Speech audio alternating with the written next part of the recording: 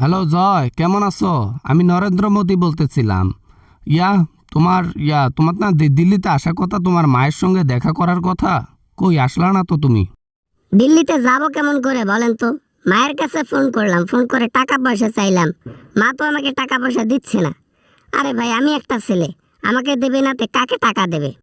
এত টাকা পয়সা কি করো তুমি? হ্যাঁ, টাকা পয়সা নষ্ট করো। মানুষের ছেলে দেখো না, তারেক রহমানটা কি করলো? হ্যাঁ, দেখো সরকারের পদবি নিয়ে বসলো, আর তুমি কি করলা?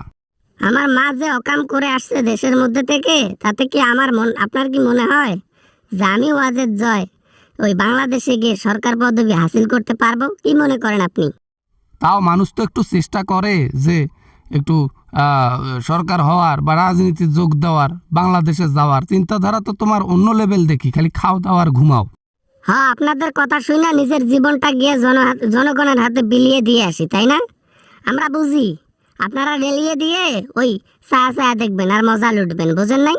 দেখো, তোমার মাকে আমি জায়গা দিয়েছি বলে কিন্তু তোমার মা এখনো সুস্থ আছে, এখনো ভালো আছে, বেঁচে আছে। আমি জায়গা না দিলে পৃথিবীর কোনো সরকার নাই যে ওকে জায়গা দেবে, বুঝছো ওয়াজেদ জয়? আমার মা আপনার জন্য যা করেছে তা কখনো কোনো সরকারের জন্য করে নাই। তাহলে কার অবদানটা বেশি হলো? আপনারা তো শুধু থাকতে দিয়েছেন, আমার মা তো আপনাদেরকে কত কি দিয়েছে। আচ্ছা আচ্ছা, ভালো ভালো, কথার তো যুক্তি ভালো দেখাইতে পারো। রাজনীতিতে নাম দাও, সরকার টরকার হও, আমাদের একটু সুবিধা করো, তা না খালি বকর বকর করো। বগর বগর তো করবই, বগর বগর ছাড়া কোনো কিছু আছে? যাই হোক, আমি আর কিছু বলতে চাই না, ফোন এখন রেখে দেব। মাথাটাই খারাপ হয়ে গেল। মোদি আর আমার মা কি করতেছে জানি না, তবে যাই করুক না কেন, একে ভালো হবে না, ওদের কখনোই ভালো হবে না। আমরা ভালো আছি, সুখে সংসার করতেছি, তোমাকে তো প্যারা নিতে হবে না, বোঝো নাই? তোমার মায়ের সরকার হবে আবার, আমি তার পেছনে আছি, কোনো প্যারা নাই।